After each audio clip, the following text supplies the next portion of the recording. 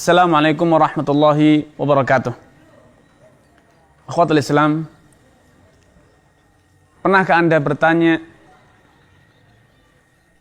berpikir tentang diri Anda sendiri? Siapakah saya? Seberapa banyakkah saya mengenal, mengetahui tentang agama Islam?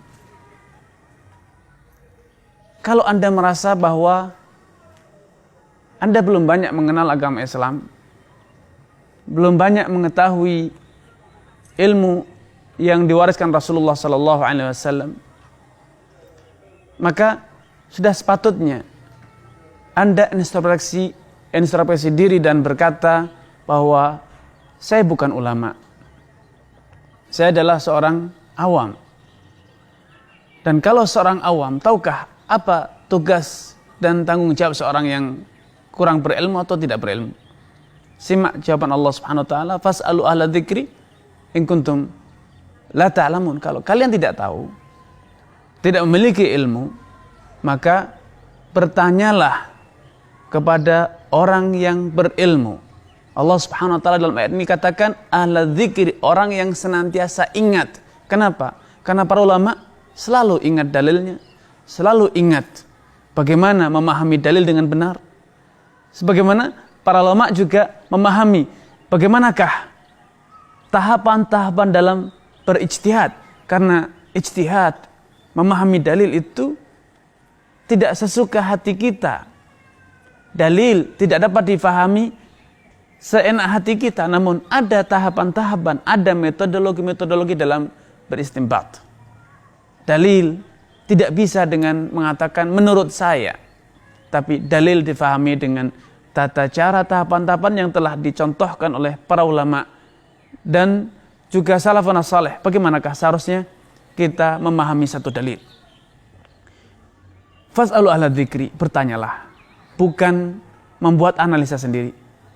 Bertanya bukan menentang atau yang sering disebut ngeyel. Bertanya bukan untuk membantah. Bertanya bukan untuk membangkang dan dengan mengatakan kok gitu? Kok haram? Subhanallah. Kalau memang Anda tidak tahu, kalau Anda tidak memahami, lalu apa dan mengapa ada kata kok gitu, kok haram?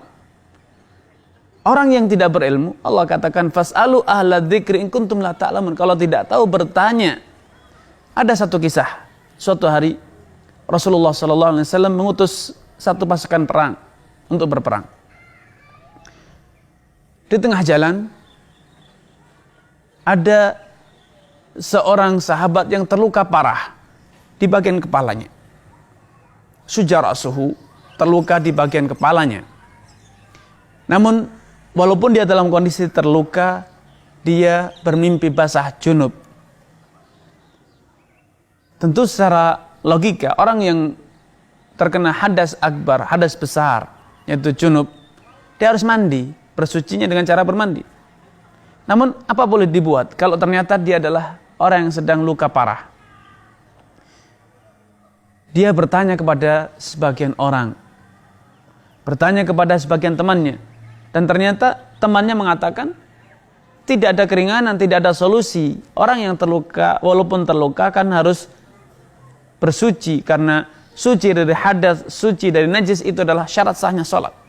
Maka dia pun mandi, dan karena mandi dia meninggal dunia.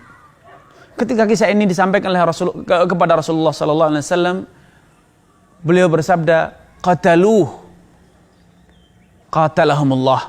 Mereka yang memberikan jawaban tanpa dasar ilmu ini, merekalah yang telah membunuh orang tersebut. Semoga Allah Subhanahu wa taala membinasakan mereka. Semoga Allah Subhanahu wa taala menghukumi mereka yang telah berfatwa, berpendapat tanpa ilmu. Ala sa'alu idlam ya'lamu. Kenapa mereka tidak bertanya kalau mereka tidak tahu? Bertanya kepada orang yang berilmu. Fa innama syifa'ul su'al. Karena obat penawar dari kebodohan itu adalah dengan cara bertanya. Dan ketika Anda bertanya, tentu Anda bertanya dalam kondisi menyadari bahwa tidak berilmu, tidak memahami. Bukan kemudian ketika berilmu tidak masuk di akal jawabannya. tidak logis jawabannya.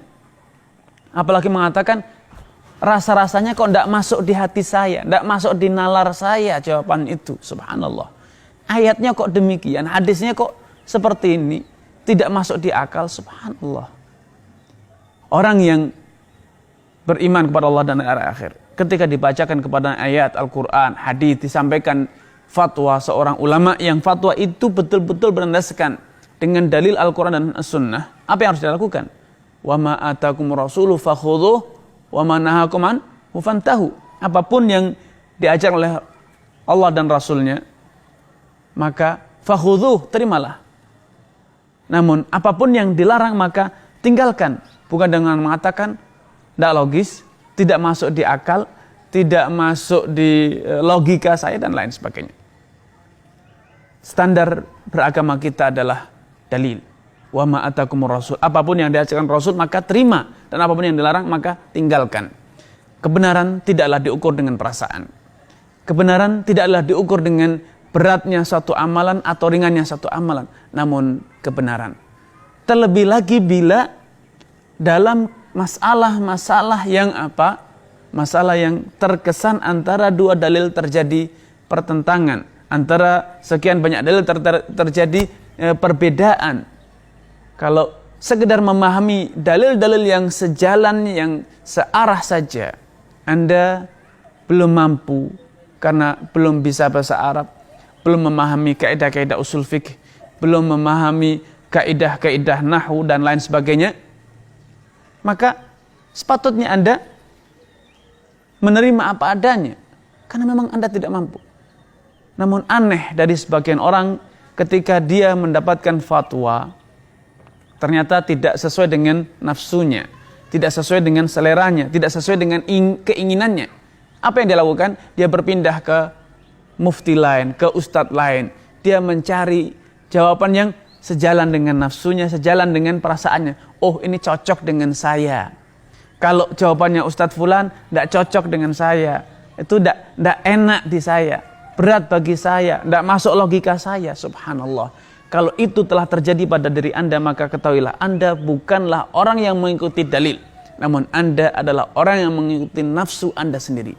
Tahukah Anda betapa bahayanya sikap yang kemudian kita menjadikan nafsu cocok tidak cocok, sesuai tidak sesuai, enak tidak enak sebagai dalil, sebagai pemberat suatu dalil.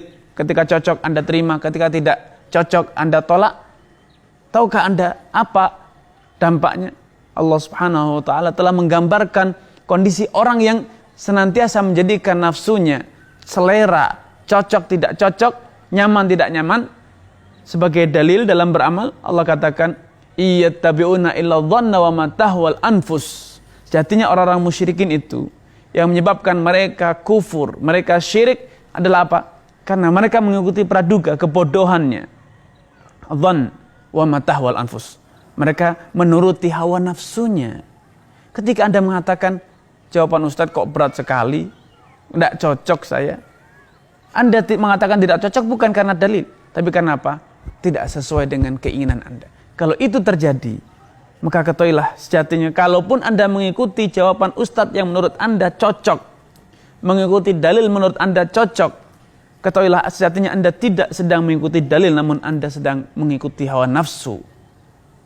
Buktinya, dalam kesempatan ketika Ustadz yang sama memberikan jawaban kepada Anda ternyata tidak sejalan dengan selera Anda tinggalkan, Anda jauhi dia, Anda jauhkan fatwa dia, dan kemudian Anda mencari pembanding. Alasan Anda mengatakan pembanding, namun sebetulnya bukan pembanding. Sebetulnya adalah Anda mencari apa jawaban, perkataan, fatwa yang sejalan dengan nafsu. Sehingga sebetulnya standar yang ada dalam diri Anda adalah nafsu dan bukan dalil.